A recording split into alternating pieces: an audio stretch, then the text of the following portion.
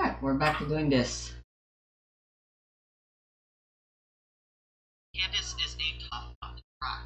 Don't get me wrong, she introduces a unique support kit expansion that I'm really excited to see how well it ages into the future. I'm just worried that right now some people may undervalue, overvalue, or just completely forget about Candace. So today I'm going to give you everything you need to know about this character, really understand her strengths, and what she takes in our ever-growing cast of characters expansion. Alright, what are we doing? I actually kind of forgot. Oh, hey, we got a bigger picture of her. Especially at lower constellations, Candace's damage capability is limited, so her main most often attack buffer. For her damaging abilities, her skill is a counter just like Beto's, while her burst provides Hydro Infusion, normal attack damage bonus, and AoE Hydro damage upon switching characters. Her skill has the usual energy generation where you get 2 Hydro Particles when tapped, and 3 Hydro Particles if the counter is charged up, I or think you we need to do some grinding. Tapping your skill will net you Luckily, a 6 there's some second bandits cooldown, while holding the skill will net you a fulfill 9 that second role cooldown until you very get nicely. over, which makes the Let's 2 go do cooldowns that. the same But at 6 who seconds. should we put at the front? Unlike Beto, however, her Definitely burst not only you. costs 60 energy with a 15 second cooldown. Of course, that doesn't mean we'll be ignoring energy recharge on Candace. She has the exact same energy thresholds as Eugene, so we're still going to need a lot of energy since she spends little time on the field. Aside from the various effects of Candace's burst and some info about her energy generation specifics, what really makes Candace into a character worth considering is her second I'm just Ascension grinding talent. my way back The to full Ascension health. talent states that the character under the effects of her elemental burst will have their elemental normal attacks deal 0.5% increased damage against enemies for every 1000 HP points that Candace has. What's so captivating about this buff is that it's not actually limited to those under the Hydro Infusion from her burst. This buff will apply to all characters that deal elemental damage with their normal attacks, meaning a bow character like Mia or a melee character like Cal who has non-overridable Pyro Infusion but still benefit from this buff. Compared to a similar character like Eugene, her normal attack buff may not scale quite as hard in terms of pure damage.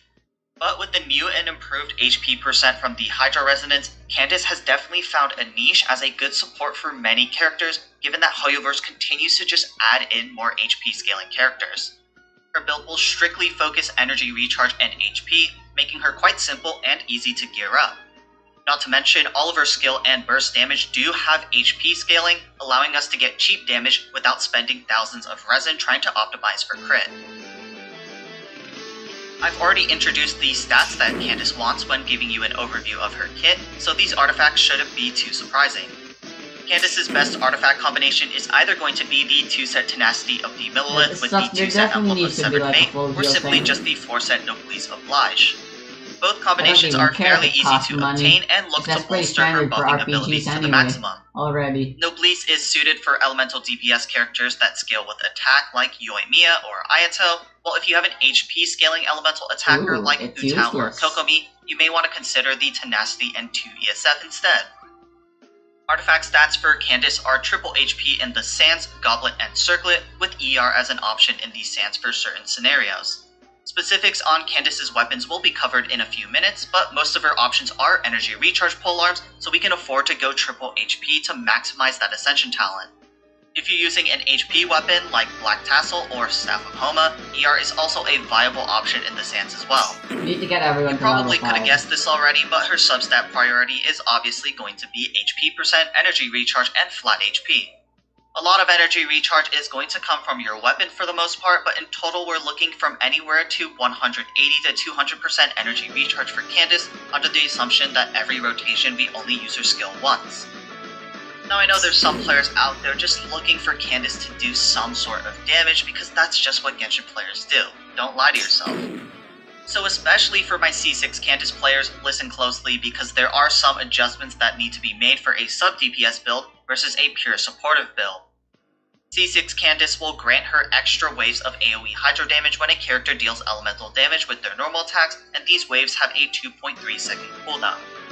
With this in mind, Candace's new best artifact set for damage is going to be the 4-set Emblem of Severed Fate, since the extra waves from her C6 are considered elemental burst damage.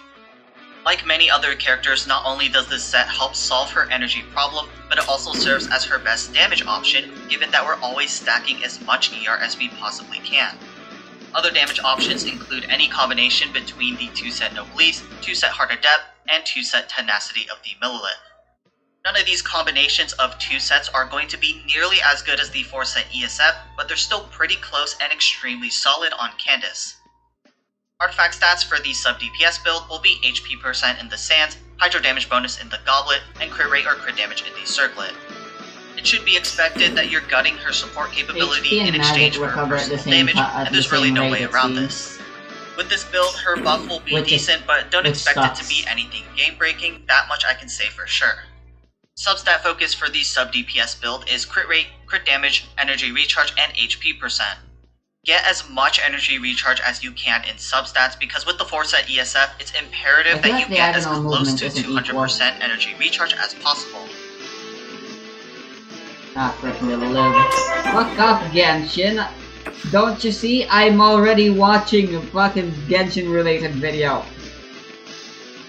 That's because with the 4-set ESF, it's imperative that you get as close to 200% energy recharge as possible. Candace's weapons are about as simple as it gets, but unfortunately that does mean you don't have very many options. On the bright side, her clear best 2 options are going to be 4-star polearms, so she's very free-to-play friendly to build. Favonius Lance is the premier support polearm, with other peer support characters like Eugene and Toma also using this weapon. If you have this weapon to spare, definitely use it on Candace, but if you can't spare it because someone else is using it, don't stress out too much. The Catch is another popular polearm and not just favored by Candace.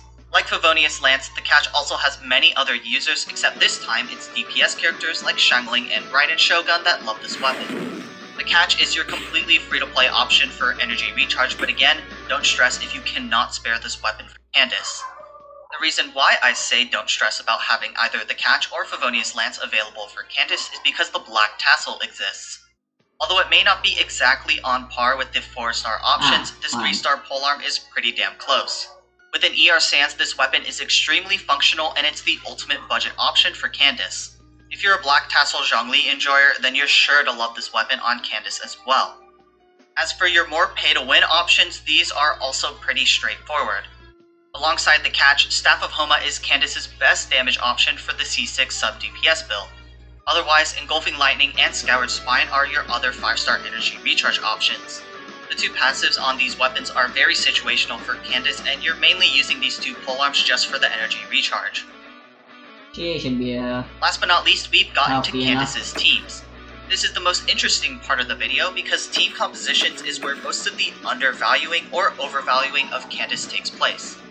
Yes, she has Hydro Infusion with her burst, but that doesn't have to be the focal point when building teams around Candace. She has multiple other benefits that she can provide to the team, especially with the newly buffed Hydro Resonance. So today I'll briefly give you 3 of her best team ideas to build off of, so you can get a hunch about what kind of team she shines in. First up, let's tackle Candace as the support for Pyro characters, specifically Hu Tao and Yoimiya. Quick disclaimer, she does not replace the role of a Hydro Applicator. She is only here to buff the normal attack damage of our Pyro carries, and you're going to have to run a second Hydro unit for actual Hydro application. With that out of the way, the team will consist of Candace, Hu Tao or Yoimiya, Xingqiu, and Zhongli. Although Hu Tao's main damage is from her charge attack, Candace is still a great option here because Hu Tao still normal attacks in between her charge attacks, and she also grants the Hydro Resonance to the team. If you haven't noticed, this is basically the double Hydro team for Hu Tao if you're a player that missed out on Yolan's banner in 2.7. The Yoimiya variant is much more intuitive since Yoimiya is a pure normal attack damage dealer. In the case of either Yoimiya or Hu Tao, if you don't have Zhongli, you can replace him with Toma for the Pyro Resonance, but obviously the attack percent will more noticeably affect Yoimiya. Next, we have Candace in an Electrocharge team.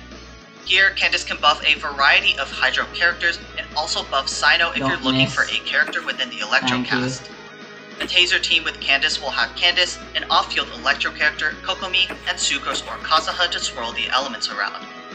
The off-field Electro character will most often be Fischl or Raiden Shogun, given that they are the consistent options without the Electro Resonance, but Beidou, Yae Miko, and Electro are also options to consider as long as you have enough energy recharge. Kokomi by far is Candace's best Hydro pair because both benefit from the Hydro Resonance, and Kokomi is a huge normal attacker when she's the on-field driver for a Taser team. However, you can also choose to pair Candace with Ayato, Child, or even Xingqiu with Candace's Hydro Infusion. Keep in mind that getting rid of Kokomi's heals leaves Ayato and Child players with a difficult decision. Either you run Dori or Kuki Shinobu as your Electro, use Jean and Sayu instead of Sucrose Kazuha, or just completely forego the Animo character and run a double Electro, double Hydro setup with one Electro healer and one off-field Electro DPS. On the other hand, Xingqiu doesn't nearly have this problem because sometimes his rain swords are already enough to sustain you through a battle. Do I get full healed? Last but not least, we have a really fun team with Zhongli. The team consists of Zhongli, Yunjin, Candace, and either Xingqiu or Yolande. The premise of this team is to have Zhongli with the 4-set Archaic Petra and buff either Xingqiu or Yolande's off-field damage since both of their bursts are dynamic. The great thing about Zhongli is that his normal attacks have high motion values and scale off HP. No penalty. This is where Yunjin and Candace come in. Candace will not only provide the Hydro Resonance, but also provide Hydro Infusion and extra damage for Zhongli's Hydro Infused attacks. Yunjin will provide the Geo Resonance and her normal attack buff to provide even more damage to Zhongli. There's a lot of different buffs working in harmony with this team, and it may not be the first team that comes to mind when building Candace, but I really encourage you to try it out. This is my personal favorite team to just play around with, simply because of how unorthodox yet how sensical it actually is. And with that, that's all I have time for. Hopefully I've gotten you sold on how valuable Candace can actually be without making her out to be some sort of omnipotent support when she clearly isn't.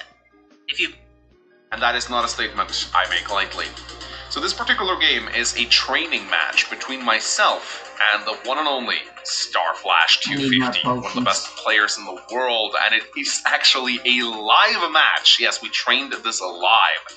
This is because this particular map is the first round that is being played in the ongoing Amariner Cup. Sadly, you can't sign up for it anymore. They didn't do a very good job advertising it. Might want to put it on the front page of your site, Advanced Wars Spyweb. But when I saw that this was the first map of the tournament, I decided to just ask Starflash if he wanted to play like 5 or 6 live matches against me, just to prepare myself.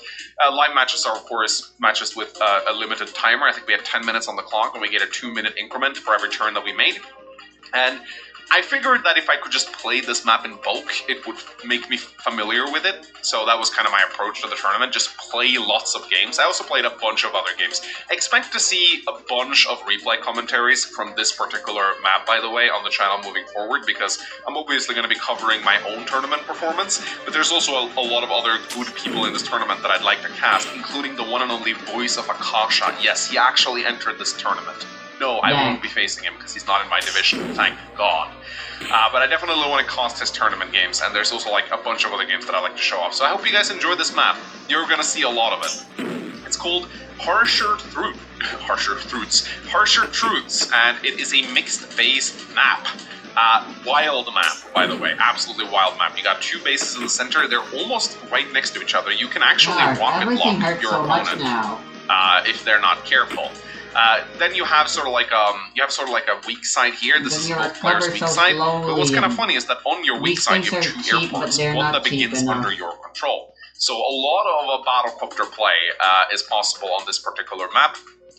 While the bases here are very close to each other, there's a lot of terrain separating them, like rivers, for example. Rivers, forests, mountains. And that means that you're not as likely to see combat take place here, because you can very easily lock down this area with an artillery, for example. Most of the combat on this particular map will be taking place here and here. These are like the 2 big places of interest here, because of course, as player 1, or as the black player here, I want to push down on this side and try and take this base. It's a lot harder to take than it looks. I would actually say it's a bit of a mistake to try and take it early on. You can definitely try and take it later on, but you need to be very careful. Wow, oh my god, oh my god, as with any other mixed base map, there's going to be action taking place everywhere. There's also like air units coming down here. There is a bunch of capture battles going on here. a lot of good plays for artillery on this side. There are pipe seams that can be broken open for for easier entrance into the center. Here, there's going to be a bunch of infantry battles taking place. This map is wild. One of my favorite maps, actually, that I've played on, so I really enjoy. Now, the more perceptive among you may look at my opponent and go, wait, Max, you see you're playing Starflash? This isn't Starflash. He's named Starflash 250. This is an imposter. No. It's just his alt. His casually 1400 MMR rated alt. You know, just Starflash things. So, yeah, ladies and gentlemen, before we get into this map, obviously, I want to talk a little bit about the COs that we picked. So, there was like a very big consensus that Lash would be a very strong CO on this map, and a lot of pro players have indeed picked Lash. Now, why does he even need that side arm? What's the point of that? She's this good on mixed-based maps in general, fucking unload so much map, lead. I mean, just look at all the terrain. Look at the amount of forests that is on this map. Rivers, like mountains, just terrain everywhere, which makes Lash very strong. How the heck is she he gets doing that that? massive firepower increase, but when she pops her powers, her tanks and recons can just like blaze over the map. Her infantry can suddenly capture cities that you thought were previously safe. So Lash can really take you off guard here, but I looked at this map, I played multiple matches with various COs. I really came to the conclusion that I think Kindle is the strongest pick in Tier 3 here. Simply because of the amount of cities that is on the map, and because it's a mixed base map, cities are pretty much being captured all the time, because the balance shifts as the map goes on. As a result, Urban Blight is good because it keeps interrupting those caps, and it also just saps your opponent of value all the time. So, and I checked Voice of Akasha's match, and he picked Kindle too, so, you know, apparently someone agrees with me. But a lot of the Grandmasters that I talked to, they were like, no, Lash really good on this map, I think she's MVP, but again, I disagree. But let's just see how the match went. Again, would like to remind you, this is a training match, so we were both playing on a timer here. Do not expect, like, top-level play here. We're going to do a lot of blunders, because when you're on the clock, you don't have time to think. So, but still, that doesn't take away from how insanely entertaining this match is. So, without ado, ladies and gentlemen, let's begin. So, first thing you do on this map, very simple, capture the neutral bases. Nothing really to think about here. There is like some decision making early on, whether or not like this infantry, for example, whether you want to go towards your own airport or whether or not you want to go here. I think the consensus is generally you want to try and grab like these properties first because they're relatively contested. Like these properties here, I'm gonna get them no matter what. These properties right here, a little bit more contested. Same thing here on Starflash's side right here. Like this property right here, we'll be fighting a little bit over these two, but he'll get these three no matter what. So both players are just gonna go for whatever cities are close. Interesting diversion here for me and Starflash. Starflash actually went for this city, whereas I went for this one. At this point, I was still figuring this match out. I don't think you're gonna see optimal capture chains in a live match. It's pretty much just capture whatever property is close. I open up tank on my weak side. I don't think I would do this anymore. I think the general consensus on this map is you want to focus your openers on these two bases right here, because if you build a tank here, you can either send it over here or you can send it into the center, so it has more flexibility. Tank on weak side here, I kind of disagree with this, because you're not really going to push on your weak side anyway, so why do you need a tank? I mean, I can't interrupt this, but Starflash is definitely going to open up a tank. Yeah, look at that. He's definitely going to open up a tank on his side now, so... So now, we've kind of established that the maybe it's a typo. Maybe first aid doesn't heal 10 to 50%. Maybe it heals 10 to 50 flat. On a map with multiple fronts, you never want to force like, that was battles less than 10 I healed, I'm pretty sure if I remember. I move my tank down here. Against Lash, she definitely has a better day-to-day than I have in Kindle. And I'm not going to be able to get anywhere here. You see Starflash just blocking off the city, moving his tank onto this empty missile silo here. I'm not going to be able to fight against a Lash tank with 30% extra firepower. So Lash definitely has the day-to-day advantage here. I mean, I do get that juicy 40% bonus on cities, but Starflash gets bonuses on nearly all kinds of terrain. So it's definitely going to come down to a battle of value with Urban Blight versus Prime Tactics. So I have to pull back, and this is why I say, like, opening up tank here on the weak side, it's just stupid. It's not going to get anything done. It's a weak opener. Like, my tank should have come out here. I could have forced out a tank from Starflash, honestly, because I have the initiative, being player 1. But now I do actually I build 2 tanks actually. 2 tanks Come on, here Goblin, do and something. another tank here. So again, spreading my aggression out a little bit. But it is a mixed base map, so you can't just focus everything on one side.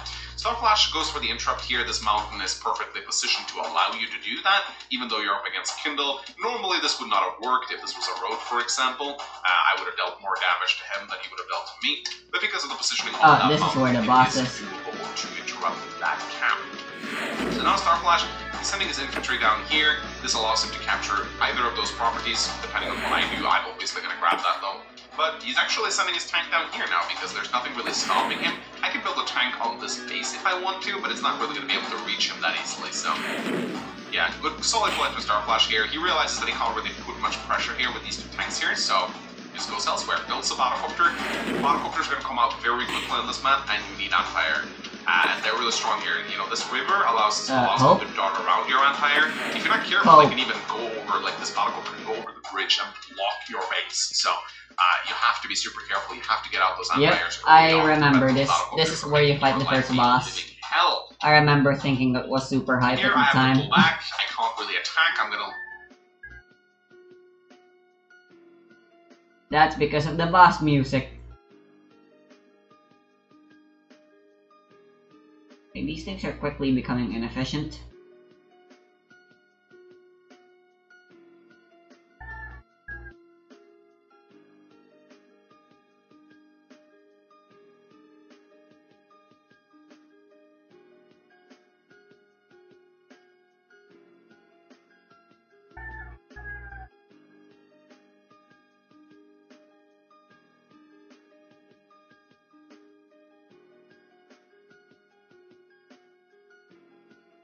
Right, I need to recover my magic.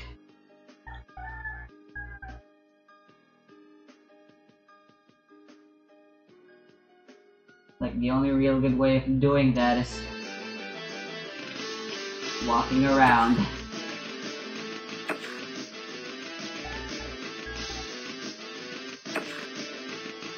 Just that engagement, the 40% defense, and also keep in mind this is a lash infantry in a mountain too, so 40% extra firepower, it is ridiculous. Alright, the boss will have to wait.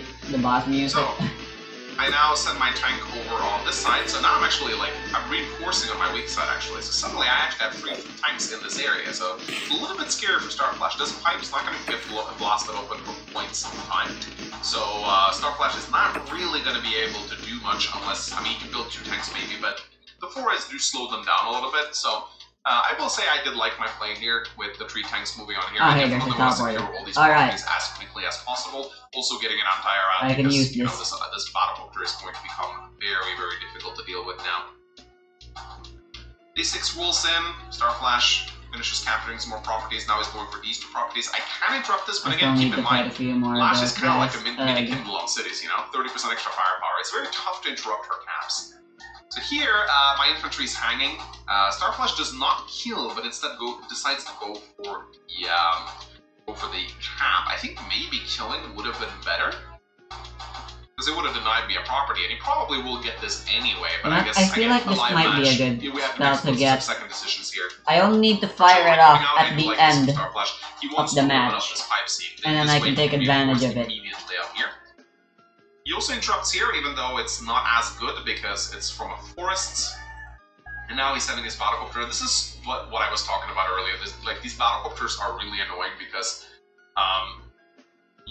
you know, if you build an anti-air to respond to the Battlecopter, it obviously can't go down here anymore, but you can still send it over the river. And a Battlecopter in this area is just a menace to deal with because the woods and the rivers, you're not going to catch that thing with an anti-air. It can dance around your anti-air, harass captures, deal damage to tanks, just be an overall pain to deal with. Sell this. So, yeah, Starflash pulls back a little bit here. He sees the 3 tanks. He does have artillery backup now, though, so it's probably shouldn't be too scary. I send my solitary infantry down here to capture the Comb Tower. Not really going to get it. A little bit of a max infantry. And here I have to send my anti-air up, but just look at how many, look at the limited range of this anti-air right here now. Like, there's so many safe spots for this Battlecopter to dart into. I do decide though, and this is a bit of a weird move, I guess I miscalculated the range of my anti-air. I thought it was guarding the tank, but it didn't. Either that or I was just okay with Starflash hitting me. Actually, now that I think about it, I think I was trying to trap him a little bit. I actually send my tank up here now. I get 3 tanks in this area right now on my weak side, so it's a bit of a weird match at the moment. Sending my tank over here to this city. Always nice to put units on properties as Kindle. Day 7 rolls in. Yeah, so here, so this is actually, I think I was baiting him here because he takes a free shot on my tank, or free, it looks free, but it's actually not. And I think he fails his wall here. Gobbles up, yeah, Starflash got a lot of free hits on my infantries down here. I was a little bit annoyed by that. I do have a battlecopter coming in to ward away that tank now. Yeah, that's a bit of a mistake on the artillery right here. The replay viewer is a little bit janky at times. This tank moved, it just hasn't been... this tank definitely moved, it just hasn't been updated yet. It has something to do with pipe seams, I'm not entirely sure. But you'll see, it'll correct itself at the end of the turn, so you'll see. Hopefully it doesn't happen too often. I'm hoping they'll update it. Yeah, there you go. See, so he actually started blasting down both of these pipe seams with his tanks right now. Interesting though. Alright. I mean, he kinda is a little open here. I could attack him. Do I though? No, I don't. Interesting. So, when I was playing this, I remember thinking to myself that attacking this tank is not doable. And I wasn't expecting a random encounter. Let's just deal with it. But I could have kind of picked up almost a free tank here, I think. But yeah, here you see. So, this is Starflash just not rolling properly. And again, live match. I don't think Starflash would have made this mistake in a standard match for sure. Alright, here we go. This has to be the entrance to the ruins. It has to be I've been touching years. Casting away on hot guard. Cast counter. Report back. Well. Great lethal blesses us. Yes. Stuff figured out soon enough. Blah blah blah. What's behind that? Why not just break the surrounding? If the door is so hard, just break everything else.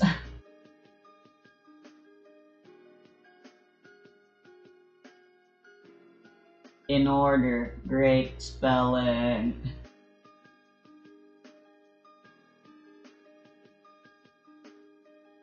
You are General Kron, forbidden transformation. He's gonna transform, which is just an excuse for the creator to not have any. Anyway, yeah, this song rocks. It's heavy metal.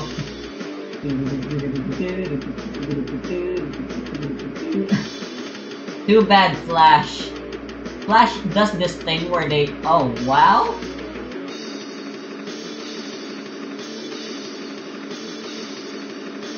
I didn't know I already unlocked the other skills. Alright, let's start with Sickness. That was my plan from the very beginning anyway. Resistance to Sickness. Great, I should have expected that. But that is a permanent ailment that they can't do anything against.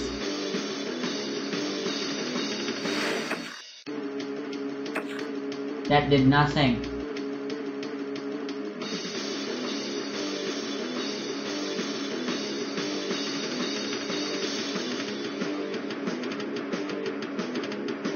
Support suffer from agonizing pain. Alright.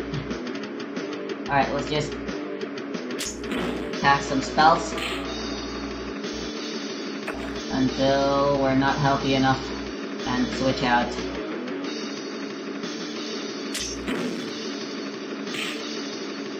Apparently the recommended level is 7. But joke's on him. Oh, you know what? I'm gonna let her die. I'm gonna... handicap. Oh, I became very sick. If you... I mean, I guess you could say death is a kind of sickness. Ooh.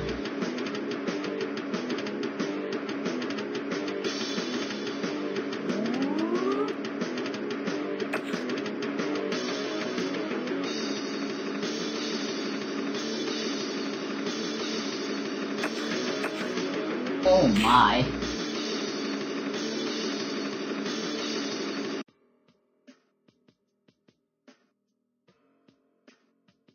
That was certainly effective. But also, wow, that handicap was not worth it. The game is just really stingy with their XP.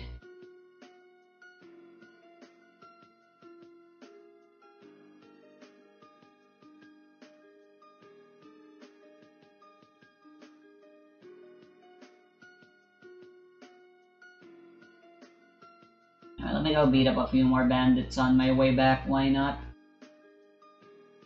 But again, he saw an opportunity to hit a tank and he took it, and he got punished for it.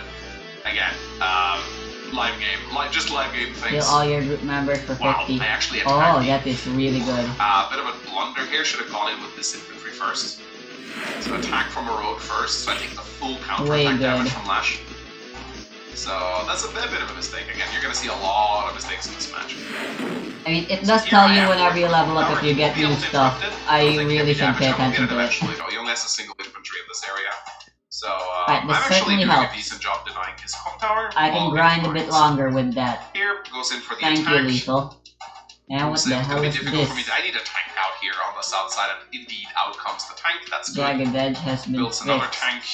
Wait, I Three can just... tanks in one turn, and an infantry. Okay, I can just use this You now. have to build a lot of tanks here. There's just so many. Again, like, this map is Okay. wild. There's, like, conflict everywhere. So Starflash comes in. I just got his titular sword back. But I got a battlecopter, so I'm pretty Hell happy yeah. about that. Ooh, Slap. it's a shot on the tank Fuck. of the city. That is not good. When a fucking healer decides to use a sword bait, guys. Kind of annoying. Probably should have built an Empire here instead of a tank, honestly. Don't know why I did Hey, that. come on. This And yeah, technically he's doing a works great out job very just well. denying me this area. Now I can Making do a lot of normal really good attacks, engagements right now. save up my He's also magic, ahead of and me actually in focus on just 25K, healing. 22K. Okay. So Starflash Yeah. plays really well. Also gets another intro. This, as I said, this mic is blasted open. It is And displayed very as not good. being this is just a replay viewer bug. Just try to ignore it. It will correct itself eventually. So Starflash kind of outplaying me on all fronts right now, as you can see. It's not going well for me. But if you take a look at my power meter, boom, Urban Blight. Oh, I got the wine. Where did I get that? Bunch of very important captures. Gets this, tank is damage. Interrupts this cap, interrupts this cap. It's a solid Urban Blight. I mean, not the best Urban Blight, but it definitely is a solid power. And I'm also going to prevent this capture for a little bit, which is nice. Also interrupts this capture. Just Urban Blight is so good, just for the interruption alone. Just gives you so much economy. I just like to do a joint cap he here. bled out. I think I'm going to end up getting this tower for sure. Yeah, look at that. 4 caps left. Yeah, it's not going to be able to kill me with that battlecopter. Flash battlecopters are not fantastic because they don't get the firepower bonus that our other units do. Also gets a very nice shot off here with this tank. I was happy with this one. You know, it's always so satisfying whenever you get that super or that power hit. 80% extra firepower. If I had the comp tower captured, that would have been a one-shot for sure. So again, I see his Empire, I dart in here with my battlecopter, and look just how powerful this battlecopter is, this position right here. Look how much it threatens. This is the ideal battlecopter position on this map right here, around the river here. You want to have as many battlecopters in this area as possible. Empire are just not going to catch up to them, they're just going to run around on a wild goose chase trying to chase them down, while the battlecopters are just picking up free hits and generating value. They are absolutely wonderful. Ooh. Bit of a shot here. Move back with my Empire. Kind of surprised I was able to save that Empire, honestly. Get a nice little luck shot on his tank. So suddenly that Urban Blight really equalized the playing field. I have to build another Empire here.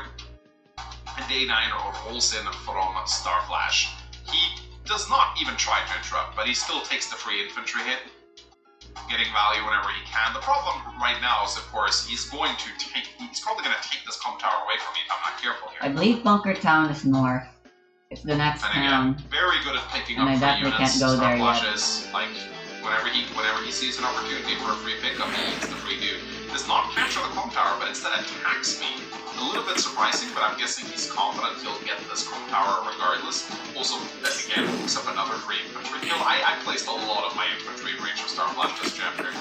It was it's kind of embarrassing to look at, but again, have to remind you guys, it is a live play. It attacks here for some reason, interestingly enough. I guess he just wanted to deal as much damage to me as he could, preventing my capture of the city. He can also build a battlecopter here to interrupt it, so this should be fine. So yeah, things are not looking great for me right now. Starflash has an income lead. He's winning on pretty much every front that he's on. He's got a good force here. He will take this comm tower, he can interrupt this, he can prevent the capture of these properties with a battlecopter. He's winning on this comm tower front. He's doing decently over here as well, so just overall I was sweating pretty hard right now, but that's me every time I play a match against Starflash, honestly. He's just so damn aggressive. So, Day 10 rolls in, I start capturing, I get my comm tower, so now I have that 10% lead. I will probably be able to deny this for quite some time. Not all the time, but I think in a mixed-based map, it's perfectly okay to try and go for the Cone Tower denial. Attack down here, I'm not going to be able to get the city. My Urban Blight is quite far away as of now. I insist on taking engagements over here. I don't think it's going to go that well for me. I tried to block here, but he can easily send his tank back here to clean up that infantry.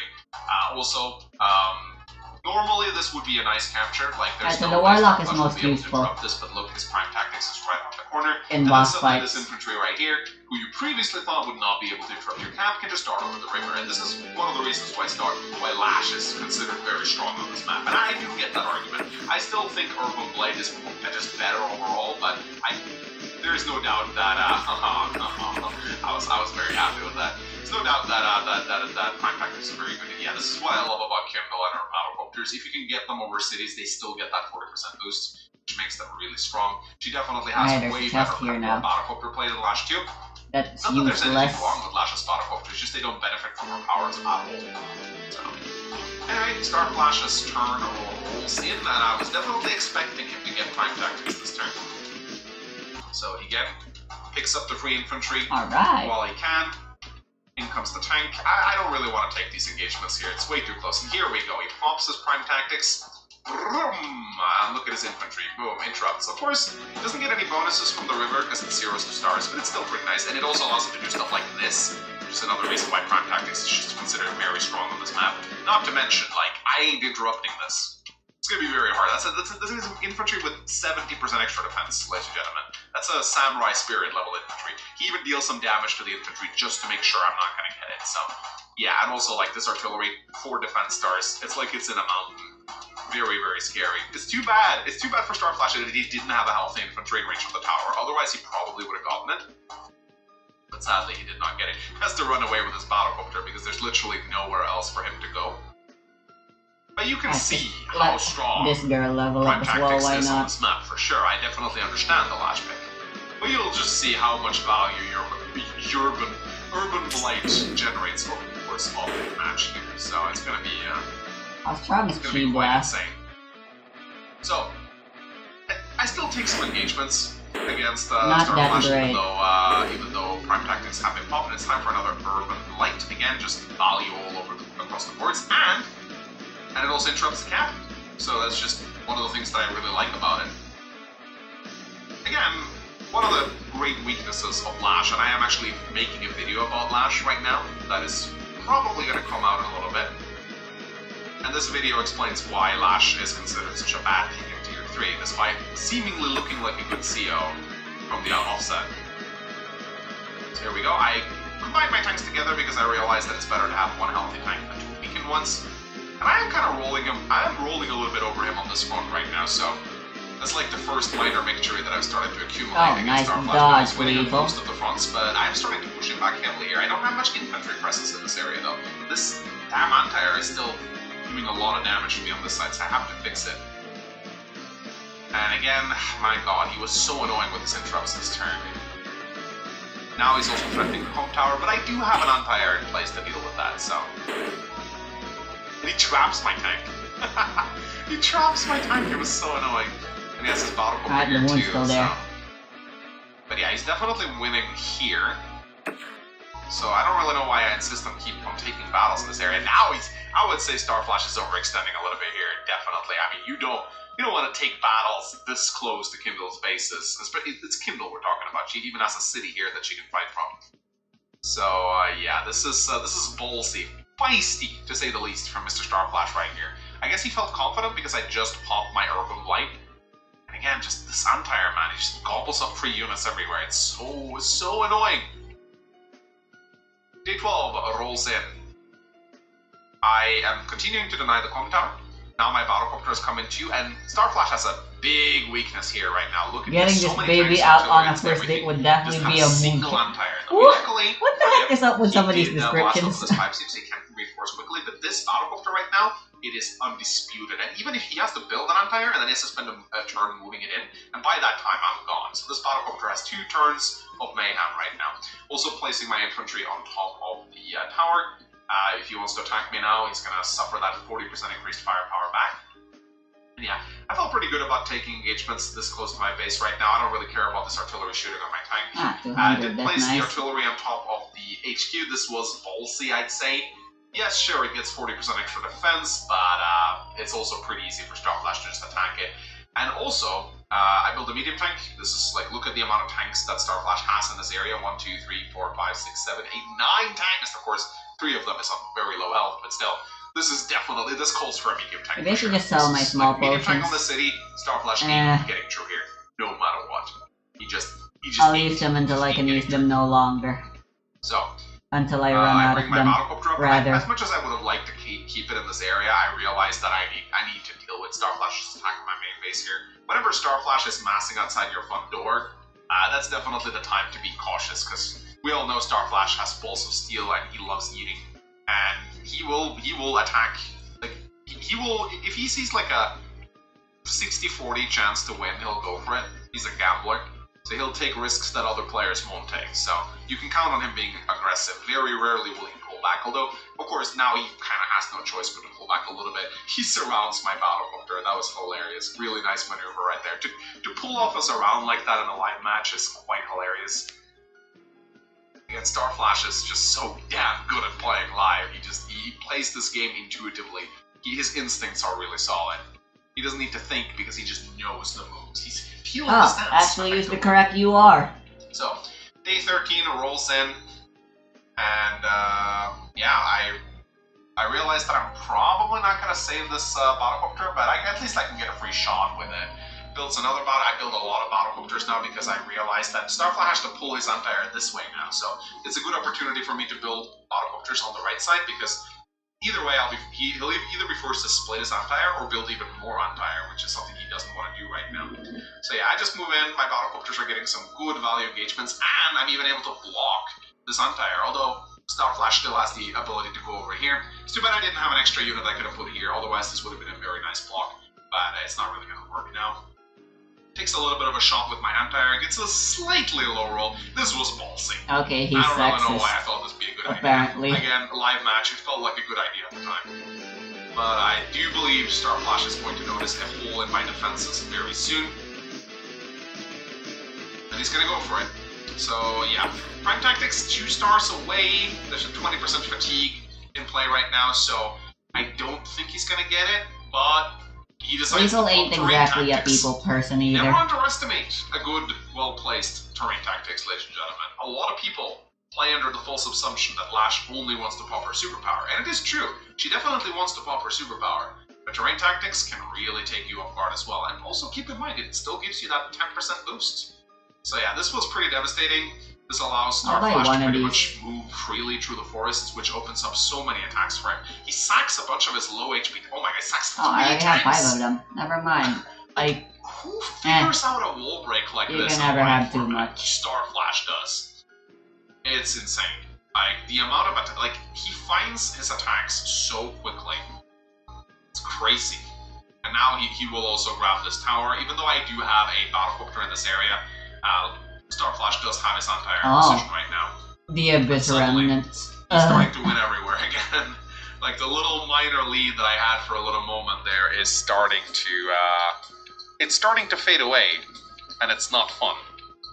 So, as we go into day 14, I don't pop think another you Urban should Blight. be I almost using have 2 of language them like ready right that. now. It's not a great Urban Blight, come to think of it. I don't even know if I should have popped it, but there's some good opportunities to get some nice firepower boosts here. So, A yeah, I don't zone or really two. know what I was doing here. I guess I really wanted That's to a kill that pretty artillery. meta Not a great description. attack Oh, for hey, me. you're here Looking now. back at this, I think I was getting really stressed at this point.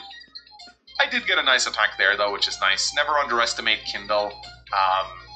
The Kindle can dislodge anything off a base, and this is something that is very scary. I mean, hell, right now, I'm kind of, like, Starflash cannot really attack me on this base, lest he wish to base block himself, and I just go Neo-Tank right now, because I realize that I can't outnumber Starflash, so I have to out-tank him. And now some of his properties are actually kind of vulnerable. I still haven't captured these 2 properties, he's done a great job The damage is interrupting them, but dependent now on this how much property you is have hanging. left still. So, Starflash he's attacking pretty heavily right now, and he feels Yeah, it justified sucks. doing that, but we've kind of equalized our income at this point. And now I'm actually ahead in value. So, Starflash, I think he went a little too aggressive for his own sake here. That being said, he's now threatening my com tower, and in fact, he's gonna get it.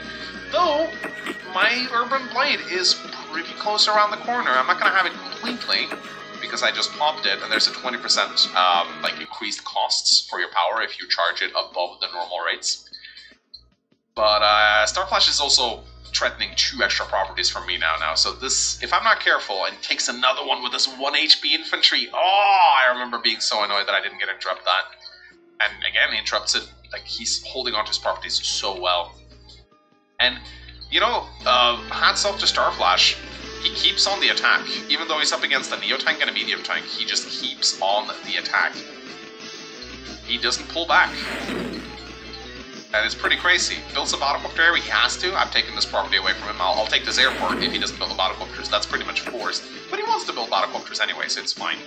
Day 15 rolls in. We are pretty tied. Starflash was able to equalize the value lead a little bit. He's very ahead of me in unit count, though. 30 units to 21, so yeah.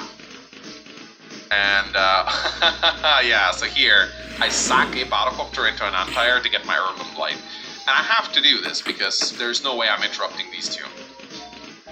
Lest I wish to pull my Neo Tank, which I really don't want to do.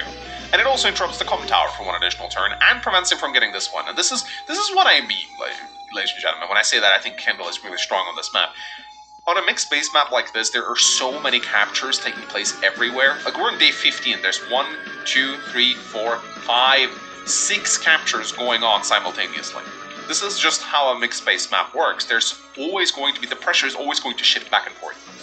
Properties will ping pong back and forth between the players. This is why I think Urban Blight is unrivaled in a format like this, because you just get so many interrupts, and it saps your opponent of value, and it gives you a firepower increase.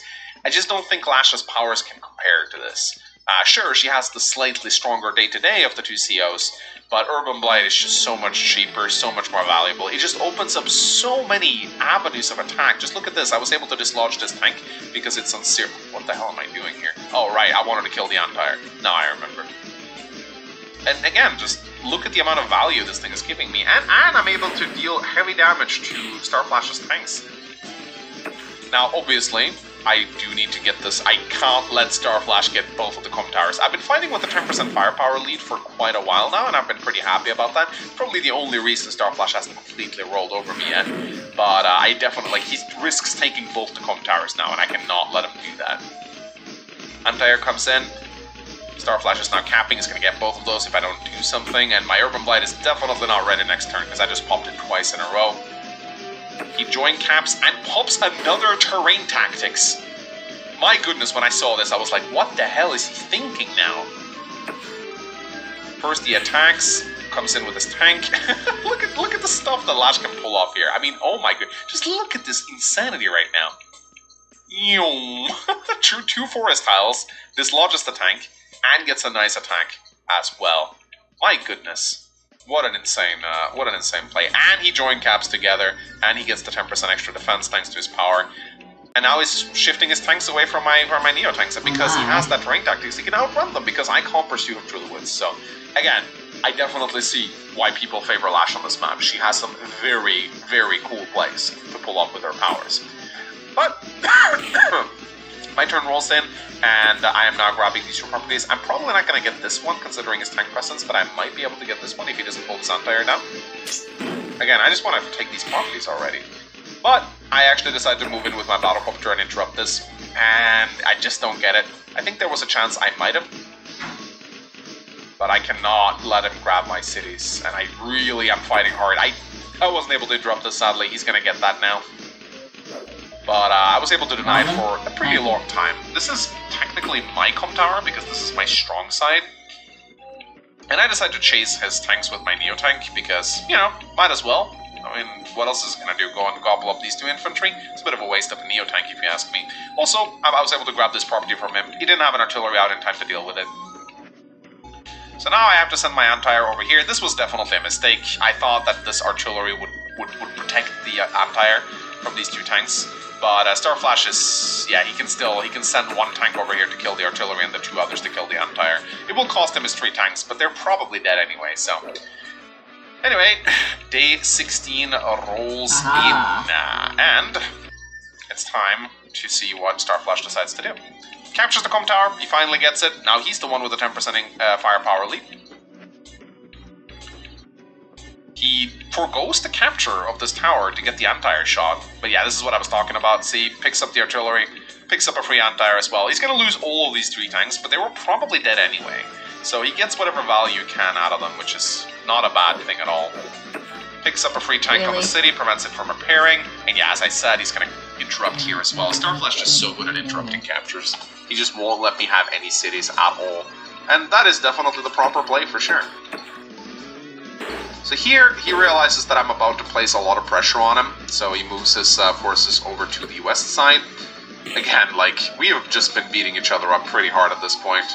We're on day 16, and it doesn't appear that there's a clear winner anywhere in sight, although Starflash is starting to race ahead on the properties right now. Day 17 rolls in. I decide to pick up some free tanks. Om nom nom nom nom.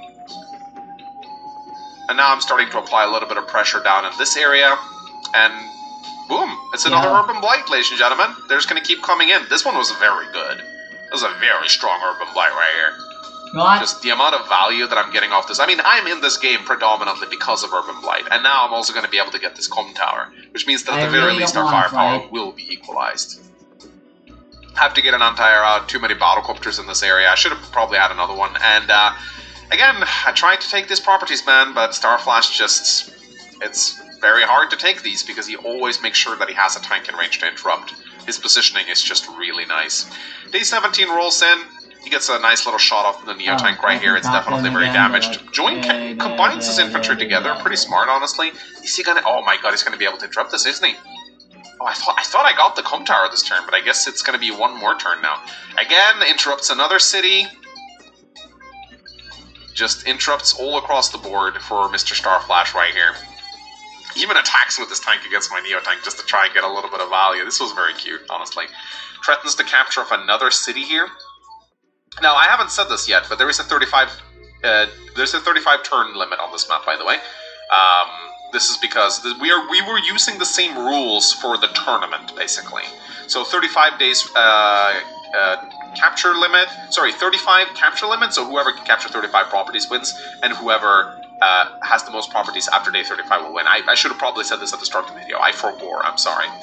So yeah, it's still very even. Although Starflash is, I'd say, he's definitely in a better position. He also has his terrain tactics ready, or possibly prime tactics ready again. My turn is nowhere near ready right now. So I tried to capture a bunch of cities. I do join cap here. This locks his tank in position. And I really thought I was going to get this city now, but look, Lash has a recon nearby. You know what that means, right? But ever so slowly, I am starting to establish a lot of dominance in this area. Again, this is Starflash's weak side. He definitely shouldn't attack on this side because I have 2 bases that will be able to reinforce immediately. Get a cute little shot off the battlecopter here. It's going to repair itself anyway. It's fine. And I just really want to get this comm tower, man. I just really want to get this comm tower. And of course, look what he also has in this area. An anti-air. You know what that means. You think you're safe because of the forests? You're not going to be safe. So day 18 rolls in. Boom! Another terrain tactic spawned by Starflash, and this one was exceptionally decent. So look at this. Boom! Gets a free shot off the tank. Boom! Anti-air! Gets to kill the battlecopter. And he denies the tower again. Darts over the river. Recon, because of terrain tactics, is able to interrupt despite my joint cap. I mean, this was a phenomenal terrain tactics by Starflash. And for him to just see this in a live format is so exceptional. I cannot... The only thing I disagree with in this particular attack is that he should pull back here. This is the... Again, you live by the Starflash, you die by the Starflash, right?